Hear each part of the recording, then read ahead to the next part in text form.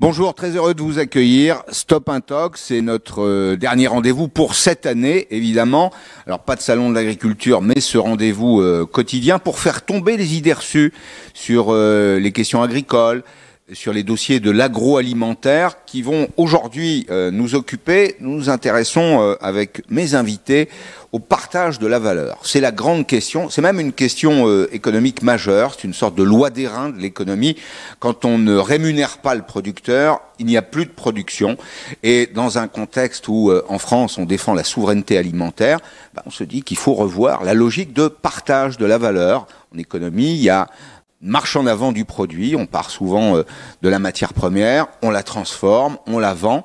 La question est de savoir si la valeur est correctement répartie entre tous ceux qui sont les acteurs de cette chaîne de la distribution, du champ, si je puis dire, du pré éventuellement, du verger, n'est-ce pas, Jocelyn Saint-Raymond, jusqu'à l'assiette. C'est ça la question. Merci d'être là.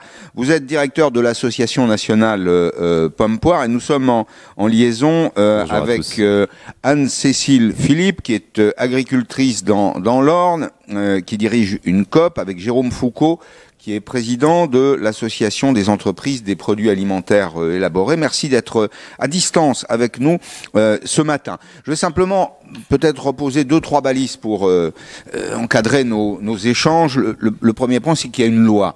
Alors d'abord, il y a eu ces états généraux de l'alimentation, puis il y a une loi qui est née de l'esprit et de la lettre de ces états généraux pour mieux partager la valeur. Pourquoi ? Parce que la grande distribution a ce que les économistes appellent un très fort pouvoir de négociation. Elle captait une grande partie de la valeur, une partie de la chaîne logistique aussi sans doute, et les producteurs n'étaient pas suffisamment rémunérés, avec le risque de disparition, au fond, de la production, des productions végétales et animales en France. Alors, dans un contexte où on évoque la souveraineté alimentaire, on se dit que c'est bien quand même de pouvoir remplir l'assiette de la génération qui vient. Regardez ce que font les Chinois, regardez ce que font les Américains, par exemple. Pourquoi est-ce qu'on serait naïf? Pourquoi est-ce qu'on ne le ferait pas en France? C'était un vrai débat.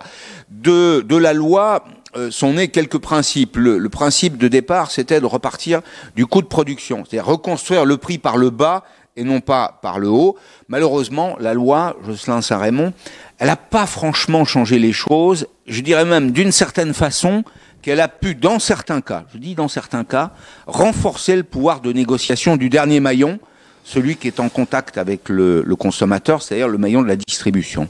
Alors c'est sûr qu'aujourd'hui, alors vous avez cité en introduction l'idée de dire la valeur ça se partage. Oui. Moi je crois que la valeur ça se partage pas, ça s'arrache. Bon. Voilà. Et aujourd'hui, quand on est dans une négociation commerciale, on est dans un rapport de force. Et le prix va se constituer autour d'un accord des deux parties entre la capacité j'accepte de vendre à tel prix et j'ai envie d'acheter à tel prix. Et aujourd'hui, la question qui se pose, c'est l'équilibre de la relation commerciale. Et on a... la loi avait pour ambition de rétablir... peut-être pas l'équilibre, mais en tout cas de rééquilibrer la négociation. Oui, mais la loi est une usine à gaz. C'est-à-dire que moi, si jamais je prends le cas de mes adhérents, 1400 producteurs, si on me demande de définir un coût de production, je suis parfaitement incapable de définir un coût de production. Peut-être parce que, je me permets ? Allez-y. Peut-être parce que vous êtes mal organisé ? On pourrait éventuellement penser ça, mais je ne crois pas. Aujourd'hui, je connais l'inventaire verger de mes adhérents à l'hectare près, le nombre d'arbres plantés, l'âge des arbres, le porte-greffe et ainsi de suite. Donc on va très très loin dans le détail. Mais une chose toute simple, j'ai une grêle quelques jours avant la récolte. Je perds 30% de ma production. Tout de suite, mon coût de production, il monte de 30%, puisque mon diviseur s'en va. Donc définir un coût de production et s'appuyer là-dessus avec une idée générale à l'échelle nationale, c'est proprement impossible. Voilà. C'est ça. Vous êtes en train d'expliquer que vous fabriquez pas des boîtes de petits pois. Ou d'autres choses d'ailleurs. Un exemple très simple, c'est ce qu'on a vécu. Vous êtes soumis à l'aléa climatique et à d'autres d'ailleurs. On est totalement soumis à l'aléa climatique. Un exemple simple, et puis je laisserai la parole à mes collègues. Cette année, on a une production de pommes qui était inférieure d'à peu près 300 000 tonnes à celle de l'année dernière. 300 000 tonnes, c'est colossal. C'est bien pour vous, non? Les prix vont monter? Alors, on peut se dire que c'est bien pour nous, sauf pour les producteurs qui n'ont pas de pommes et qui ont perdu leur récolte. C'est une véritable catastrophe. Et la hausse des prix ne compense pas en fait la perte de récolte. Et après, on va le voir, je pense, dans la discussion, ça génère des problématiques de prix. Et aujourd'hui, la question, c'est est-ce que le distributeur est prêt à s'adapter à cet aléa et à payer la valeur de la production française, ou au contraire, est-ce qu'il a le réflexe d'aller chercher à l'importation en ne voulant pas mettre un centime de plus, et c'est plutôt ce qu'on a vécu cette année. Alors, on va se tourner vers Anne-Cécile Suzanne. D'abord, avec cet exemple. Bien, tout ça part d'un tweet. Je ne sais pas si vous l'avez vu, Jocelyn. Un tweet dans lequel vous dites, c'était le 28 février, vous dites, voilà, je soigne mes animaux tranquillou un dimanche matin, si j'ai bonne mémoire, et d'un seul coup, j'entends à la radio, formidable, une promotion sur les côtes de bœuf à 9 € le kilo chez Carrefour. Et là, qu'est-ce qui se passe? Comment vous réagissez? Quel est votre premier geste, Anne-Cécile Suzanne? Le premier geste, ça reste l'agacement, parce que aujourd'hui, il y a une notion centrale sur le marché de la viande, c'est l'équilibre matière. C'est-à-dire qu'on doit pouvoir commercialiser un certain nombre de pièces, notamment de pièces de bœuf, suffisamment chères pour pouvoir aussi commercialiser notamment des steaks hachés, les avants qui se commercialisent en général moins chers, et à la fin arriver à une moyenne de prix suffisante pour rémunérer l'ensemble des maillons de la filière. Donc il est évident, quand on vend une côte de bœuf à 9,50 € le kilo, ça devient impossible de rémunérer l'ensemble des maillons de la filière, et dans ce cas-là, la variable d'ajustement, c'est toujours la personne située en amont, c'est-à-dire l'éleveur. Donc c'est la raison pour laquelle il était impossible de laisser passer un tel prix pour des pièces telles que des côtes de bœuf. Ouais. Vous avez contacté l'enseigne au passage ou pas? Non. Non, par contre, les médias l'ont fait. Et c'est très bien. Oui, les médias l'ont fait, je vous le confirme. J'ai vu un très beau reportage un soir au journal de 20h de TF1 sur votre cas en particulier. Mais il n'y avait pas une explication rationnelle, le fait que, je sais pas, il y avait du stock qu'il fallait absolument écouler, que c'était une façon d'en faire profiter le consommateur. Alors, vous savez, la question du prix, c'est compliqué parce que c'est tout à la fois un problème économique, mais c'est aussi un problème politique. Le pouvoir politique, il adore quand on maîtrise les prix, parce que c'est un facteur de paix sociale. La désinflation dans le domaine de l'alimentation, c'est au fond présenté parfois comme un acquis des politiques économiques du gouvernement, de celui-là comme des autres. D'ailleurs, au passage, juste Anne-Cécile Suzanne, mais c'est aussi un facteur de paix sociale. C'est un facteur de paix sociale. Après, juste sur la question des stocks, il faut quand même souligner qu'on est importateur net sur la viande. Oui. Donc, en soi, moi, j'ai du mal à comprendre la question de surstock sur ces sujets-là.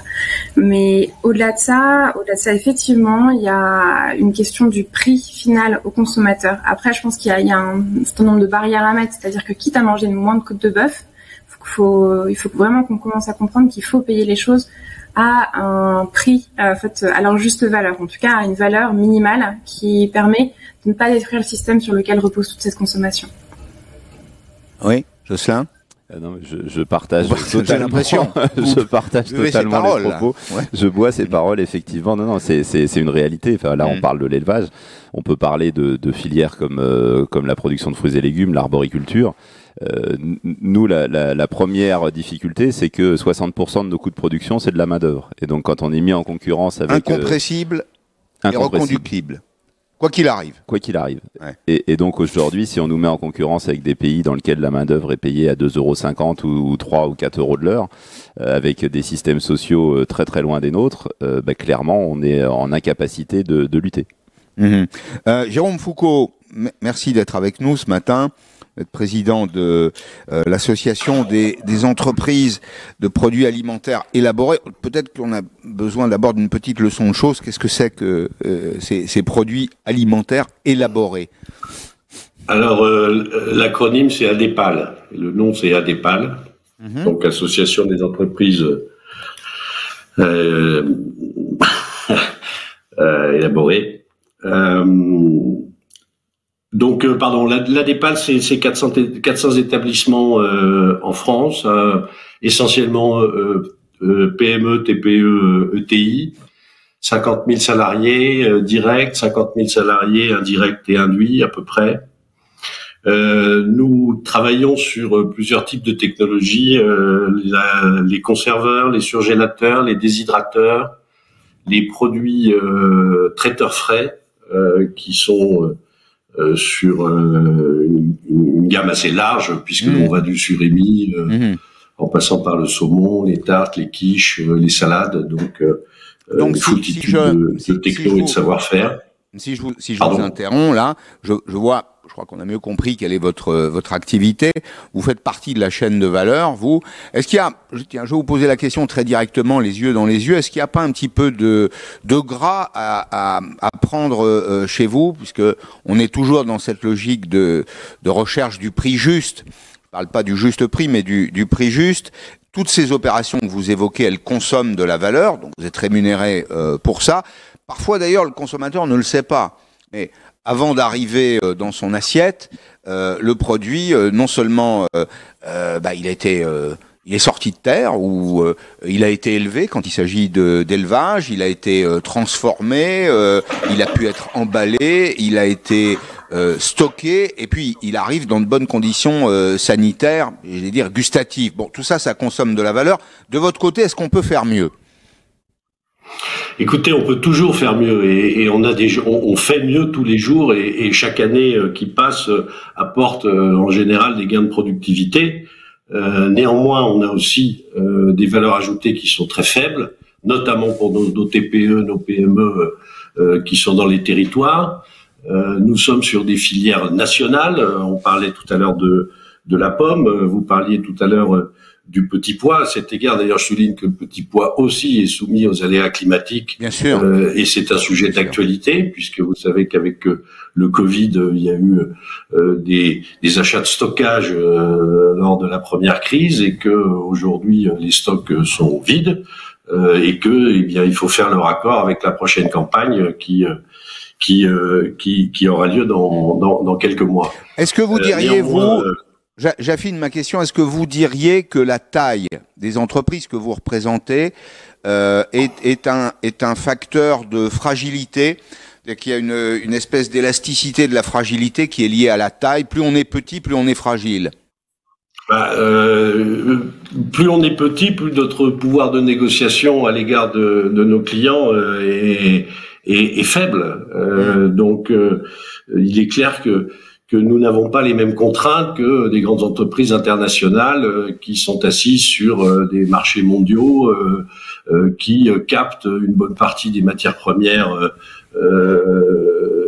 à l'échelle mondiale, et que bien sûr que nos PME, comme le disait très justement Jocelyn, sont face à un arsenal législatif aujourd'hui qui est très complexe, qui nécessite des juristes à chaque négociation, et c'est pas le cœur du savoir-faire de nos PME, bien sûr. 400 000, en France, 400 000 normes. Je crois que c'est une bonne idée de citer à chaque fois ces chiffres-là. 400 000 normes, 25 000 lois, 80 codes. Voilà, vous faites une espèce de trilogie. Il faut vivre avec tout ça. Alors, plus c'est compliqué, évidemment, plus ça fait monter les prix. Au passage, hein, ça consomme de la valeur. Hein. Respecter des règles, des normes, c'est bien pour le consommateur, mais ça fait monter les prix. Au fond, si je comprends bien, toutes les productions, Jocelyn, qui sont substituables, sont fragiles. Vous êtes, vous, avec vos vergers éco-responsables en France, mieux-disants dans le domaine de la qualité, dans le domaine du respect de l'environnement, du droit du travail aussi. Quand vous êtes confronté, et en cela vous êtes substituable à des importations polonaises, vous vous battez pas à armes égales. Alors, c'est clair, mais aujourd'hui, ce qu'il faut repartir, à mon avis, c'est de l'attente consommateur. On a un consommateur qui veut consommer français, qui veut consommer local, sûr. Très clairement, oui. Ouais. On a un consommateur qui a envie de consommer une production responsable, respectueuse de l'environnement, saine, de qualité. Tout le monde. Alors, allons au bout de la question, allons au bout de la niche. C'est les CSP+ et les gens modestes? Non, ce n'est pas que les CSP+ et les gens modestes. Aujourd'hui, si jamais je regarde la pomme, c'est les 2/3 de la production française qui sont engagés dans cette démarche avec un objectif, c'est de la qualité qui reste accessible en prix. Et donc aujourd'hui, on retrouve un peu cette même chose sur la compote. Alors on a la chance, producteurs et transformateurs, qui sont notamment membres de la DEPAL, de se retrouver dans une interprofession qui s'appelle la FIDEM et qui, à mon avis, fait aujourd'hui un travail tout à fait exemplaire. Les producteurs et les transformateurs, nous discutons chaque année, nous nous retrouvons chaque année sur la base des prévisions de récolte pour s'engager avec de la contractualisation et donc avec des prix. Et aujourd'hui, alors, la pomme industrie, ce qu'il faut comprendre, c'est que dans les vergers, on n'a pas forcément des vergers dédiés à l'industrie. Aujourd'hui, 80% des pommes, elles sont commercialisées sur le marché de frais. C'est celles que vous allez retrouver sur votre marché ou chez votre grand distributeur. Et puis 20% vont être valorisées en compote. Pour rappeler que 2020, c'est une année un peu particulière pour le monde de la compote, puisque l'autorité de la concurrence démantèle le cartel de la compote. C'est pas vous, c'est les industriels. On y reviendra. Moi, je crois qu'il n'y a pas du tout de cartel. Et c'est justement très, très intéressant parce que vous avez dit tout à l'heure, s'il faut réguler les prix, il faut changer le droit européen. Ça veut dire qu'il faut, à minima, pouvoir au moins partager une analyse collective de l'équilibre offre-demande, et y compris entre l'amont et l'aval. Ce que les Américains ont accepté. Ce que les Américains ont accepté et ce que le droit de la concurrence européen ne permet pas. Et donc, aujourd'hui, une loi telle qu'Egalim, on peut faire ce qu'on veut, on peut écrire ce qu'on veut. À partir du moment où les acteurs, collectivement, ne peuvent pas partager une analyse de l'équilibre entre l'offre et la demande, et donc d'équilibre potentiel du prix, la loi, elle est inefficace. C'est simple. Les premières jurisprudences américaines datent des années 50 dans ce domaine. C'était un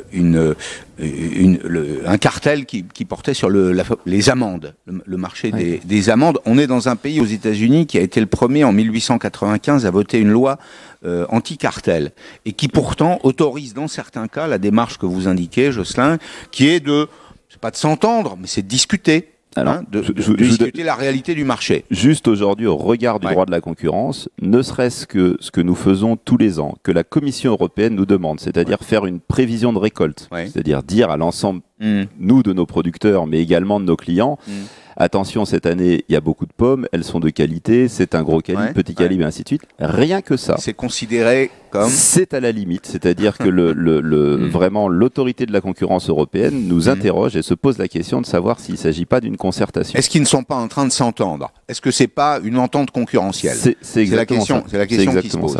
Et aujourd'hui, si je reviens sur le prix de la compote pour avoir peut-être rentré dans le vif du mécanisme, une pomme bord verger, ça coûte 40 à 45 centimes. Ces écarts de tri qui sont valorisés par les industriels et qui arrivent sur la table des consommateurs sous forme de compote, ils s'achètent en année normale à 20 ou 25 centimes. Donc en dessous de notre coût de production, mais nous, ça nous intéresse parce que plutôt que de jeter ces fruits, c'est une filière de valorisation. Et aujourd'hui, c'est une filière construite où les producteurs et les transformateurs se retrouvent. Cette année, je vous ai dit 300 000 tonnes de pommes en moins. Le prix de la pomme destinée à l'industrie a augmenté de manière très conséquente, 60-70%. En France, voilà, en France. Et en Europe, très peu de pommes aussi. Donc récolte historiquement faible. Donc on a un prix qui monte. Les distributeurs, dans les négociations commerciales, sont très nombreux à avoir refusé aux industriels toute hausse de prix, alors que ces mêmes industriels ont été obligés de nous acheter des pommes plus cher, avec des prix qui en ce moment sont quasiment sont 70, 80, 90% au-dessus du cours de l'année dernière. Et donc aujourd'hui, tant qu'on ne sort pas de cette logique-là, et je vais vous dire à quel point on est. Aujourd'hui, on a des distributeurs qui refusent l'achat France et qui viennent nous dire carrément « je me fiche de l'origine France », acheter en Pologne, acheter en Ukraine, pour un écart de prix qui est de l'ordre du centime ou centime et demi par pot de compote. La différence de coût, elle est de quelques dizaines de centimes par an pour un ménage. Oui, c'est pas quelque chose qui va remettre en cause le pouvoir d'achat. Oui, c'est ça. Oui, à peu de choses près. Donc, vous me dites 1 centime par pot de yaourt. L'équivalent de pot de yaourt, c'est la pot de compote, là, en substance. Avec quoi, 20 grammes, c'est ça? Non, c'est 90-100 grammes. Bon, 100 grammes. Donc, ça nous fait 10 centimes sur 1 kilo. C'est ça, à peu près. On va arrondir 10 centimes sur 1 kilo. Imaginons qu'on en consomme 1 kilo par mois.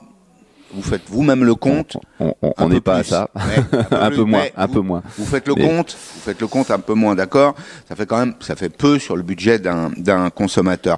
Anne-Cécile, Suzanne, donc vous avez pris la parole sur les réseaux sociaux pour dénoncer une promotion qui en effet interroge le consommateur. Le consommateur se dit mais comment est-ce possible? D'abord, le prix est suspect, si je puis dire, pour reprendre un vocabulaire un peu économique. C'est un prix suspect, c'est même un prix prédateur. Comment vendre de la côte de bœuf à 9 €? Mais vous avez une production de qualité. Est-ce que vous arrivez à la vendre, vous, à son prix? Pour ce qui est, vous savez, on dit la France a la vocation à produire du premium. C'est un peu ce que vous faites, mais est-ce qu'au moins le premium, vous arrivez à le vendre à son prix? Alors, en fait, j'ai deux réponses à ça. La première, c'est que le premium, non, je n'arrive pas à le vendre à son prix, tout simplement parce que la logique de labellisation en soi est déficiente. Donc moi, j'en suis sortie. Typiquement, j'étais en label rouge, bleu blanc cœur, bœuf fermier du Maine. Je suis sortie de ces logiques de labellisation-là, parce que certes, il y avait un surprix qui est de l'ordre de 30 centimes du kilo de viande de mon côté, mais il y avait un surcoût. Parce que ce surcoût-là, il implique d'acheter de l'aliment certifié, il implique aussi un certain nombre de normes de production qui, dans les faits, me coûtent plus que 30 centimes. Donc, je perdais de l'argent à être en label. Donc, je suis sortie des labels. Ça m'empêche pas de mettre des animaux en plein air, etc. Mais on voit qu'on est sur le côté premium dans l'élevage allaitant, donc d'élevage de bovins destinés à la viande. On est sur vraiment une problématique de marché qui menace l'avenir de l'élevage allaitant à moyen terme. Donc, effectivement, la logique de labellisation, c'est bien, mais encore faut-il qu'en logique de marge, et non pas juste de prix payé aux producteurs, ce soit efficient. Aujourd'hui, sur le bœuf, ça ne l'est pas. Juste une deuxième petite chose là-dessus, c'est qu'on raisonne là beaucoup sur des filières qui sont importatrices nettes, où le fait d'éveiller le consommateur à consommer français, etc., va marcher parce que on est autosuffisant, mais pas beaucoup plus sur le marché national. Si on parle par exemple céréales, le juste revenu de l'agriculteur, ce sera pas le même parce qu'on est exportateur net. Et ici, il y a un vrai levier, mais qui est plus de développer des filières valorisant les comportements vertueux, en fait, d'internaliser les externalités positives de l'agriculture. Donc, on parle beaucoup de filières bas carbone et autres qui vont pouvoir s'exporter, ou en tout cas qui vont pouvoir avoir une logique européenne et qui sont un vrai avenir pour un certain nombre de filières françaises. Donc, il faut vraiment arriver à travailler la diversité des solutions et pas se focaliser uniquement sur le consommateur franco-français. Oui. Vous dites, vous, par ailleurs, que la PAC, la politique agricole commune, elle soutient la logique de prix bas. Est-ce que vous pouvez nous expliquer pourquoi vous défendez cette idée? Aujourd'hui, si on prend vraiment le bout de la chaîne, on a des grandes surfaces, des bouchers ou autres qui vont vendre à un certain prix la viande, par exemple. Ils n'arriveraient pas à vendre peu cher à certains moments ces denrées-là si derrière il n'y avait pas de producteurs. Ces producteurs-là, en vendant au prix où ils vendent aujourd'hui sur beaucoup de filières, ils n'arriveraient pas à survivre si derrière la PAC ne venait pas les soutenir financièrement. Donc dans les faits, la PAC a salarié, je le mets entre guillemets, salarié, les agriculteurs français sont devenus, enfin français ou européens, deviendraient donc des fonctionnaires de la production agricole. En tout cas, ce qui est sûr, c'est que la PAC permet aux producteurs de survivre dans une logique de prix bas. Et de toute façon, c'était la logique de la PAC aux sorties de la guerre. On voulait mettre fin à la pauvreté alimentaire. On voulait aussi doper la production, mais on voulait mettre fin à la pauvreté alimentaire. Donc, on a soutenu par des fonds mutualisés au niveau européen des logiques de prix bas.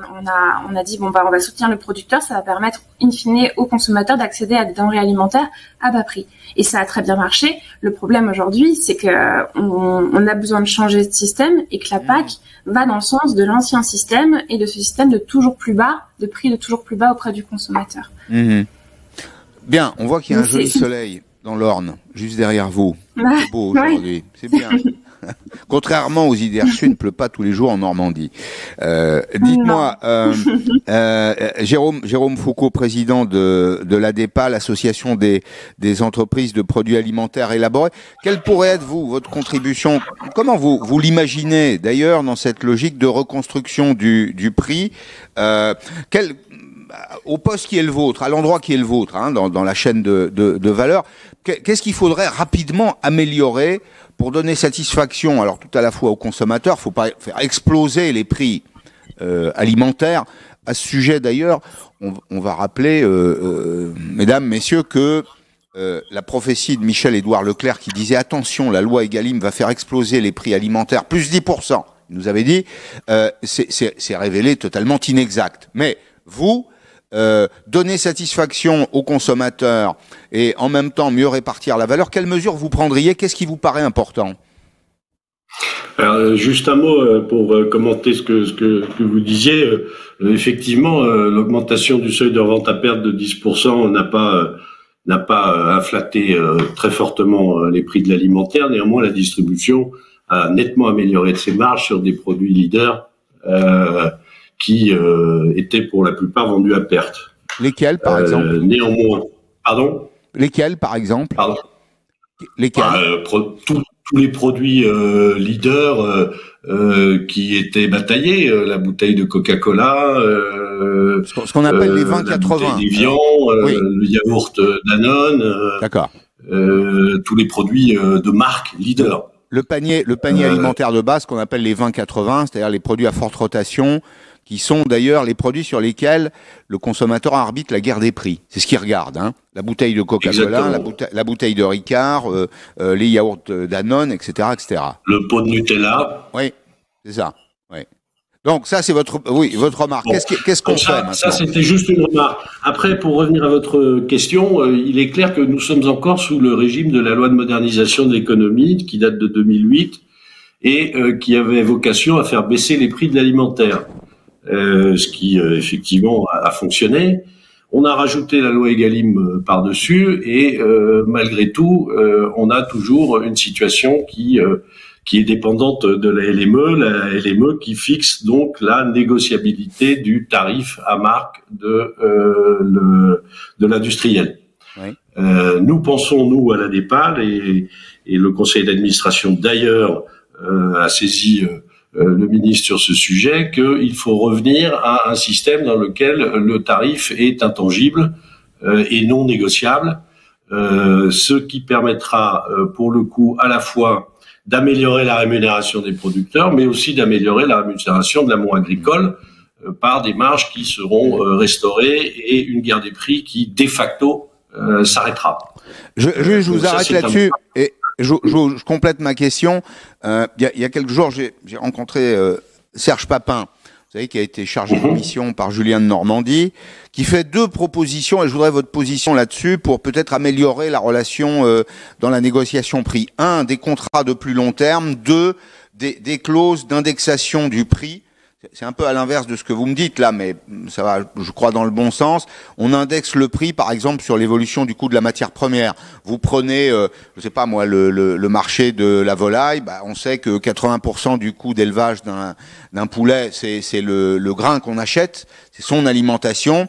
Donc si le prix double, parce qu'il y a une mauvaise récolte de céréales, par exemple, on va indexer le prix du produit final sur le prix de la matière première. Ça vous paraît 2 pistes sérieuses ou pas? Alors pour la piste des contrats pluriannuels, on a eu l'occasion d'échanger avec Serge Papin sur ce sujet. Effectivement, le contrat pluriannuel permettrait sans doute plus de fluidité et puis surtout de mettre l'énergie dans le service aux consommateurs, l'amélioration de la qualité et aussi l'amélioration des critères environnementaux autour de nos activités, puisque vous savez aussi que c'est un impératif que tout le monde appelle de ses vœux, qu'on soit riche ou qu'on soit pauvre. La deuxième proposition sur les indicateurs, pourquoi pas? En revanche, comment on va faire avec une pizza? La pizza, oui, bien sûr, c'est un vrai sujet. Ouais. Et on en mange beaucoup en France aussi. Comment on va faire avec le surimi? Oui. Comment on va faire avec le surimi qui est fait à partir de la pulpe de cabillaud? Mais il y a peut-être des produits. Soit en Alaska, soit...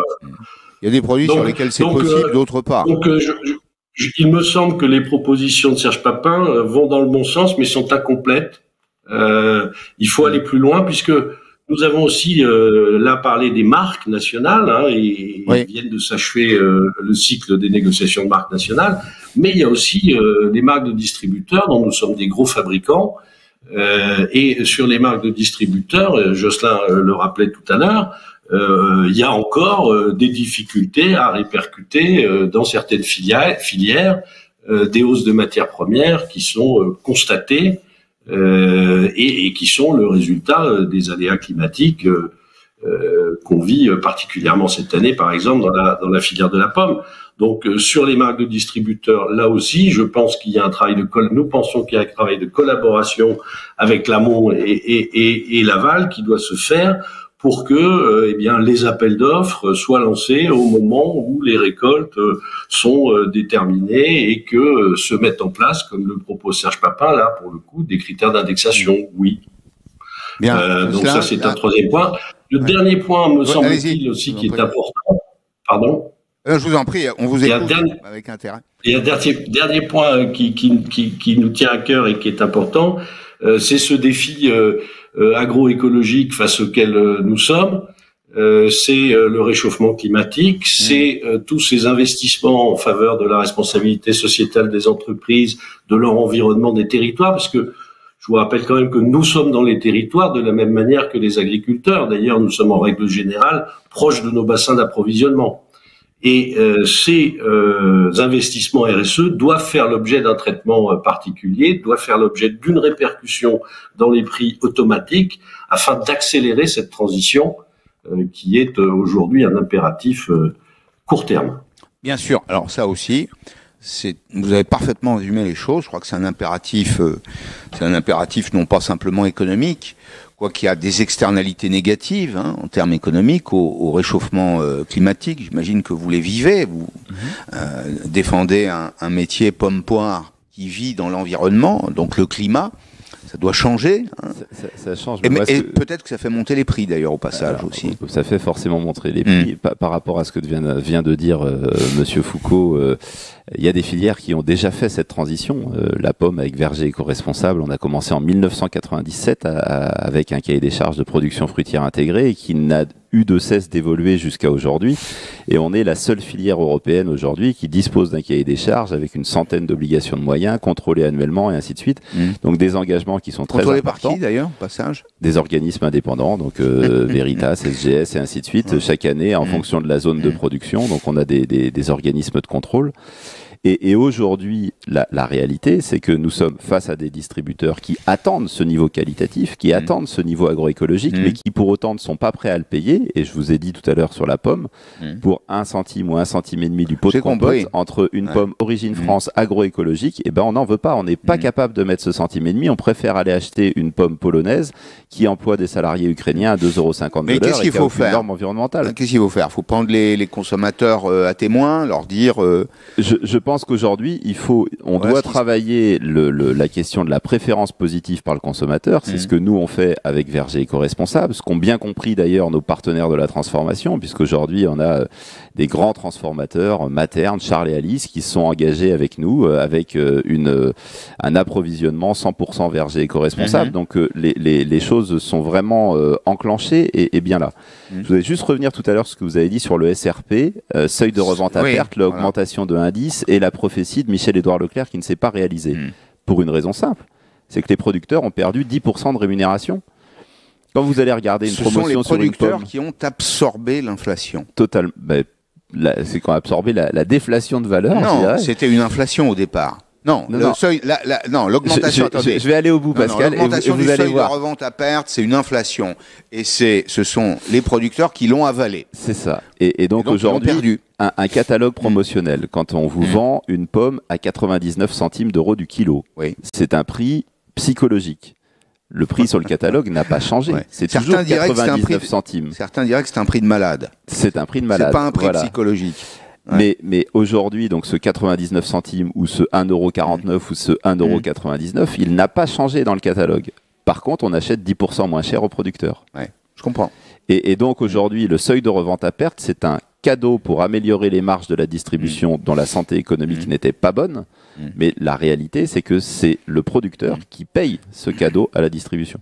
On va remercier Jérôme Foucault qui a été avec nous tout au long de cette première partie de Stop Intox. Juste merci beaucoup. On a bien compris quelle était votre contribution et vous défendez, je crois, des idées qui méritent de l'être. Juste 2 questions pour terminer, Anne-Cécile, Suzanne et Jocelyn, sur le bio, parce qu'on peut pas faire l'impasse sur le sujet. Est-ce que le bio est une occasion, en 1 minute s'il vous plaît, Anne-Cécile, en 1 minute, donc le bio, une occasion de se refaire un peu pour vous les producteurs? Le bio peut être une solution pour un certain nombre de filières, pour un certain nombre de territoires. Je crois juste pas aux solutions uniques et du coup le bio ne sera pas une solution suffisante pour un certain nombre de territoires, notamment le mien, dans le Perche, qui des territoires qui sont très difficiles et où il sera extrêmement difficile de passer en bio. Donc on a plein d'autres solutions, on a tout ce qui est conservation des sols, on a tout ce qui est mélange variétal, utilisation de variétés résistantes à un certain nombre de maladies et autres. Et ce sont ces solutions combinées qui vont permettre le développement de solutions pour l'avenir qui permettent de préserver à la fois le climat mais aussi un sujet important qui est la biodiversité. Merci Anne-Cécile, Suzanne. Continuez de tweeter. Ça nous fait du bien de temps en temps, ça nous fait une piqûre de rappel. C'est très dans l'actualité, les piqûres de rappel. C'est toujours utile, hein. C'est bien. Signalez-vous. Pour terminer, donc Jocelyn, Saint-Raymond, le bio. Très vite, nous sur le bio, les producteurs ont répondu à cette attente sociétale, à la pression politique du développement du bio. Donc on a en ce moment un verger qui va se développer encore d'à peu près 70% au cours des 3 prochaines années, donc c'est énorme.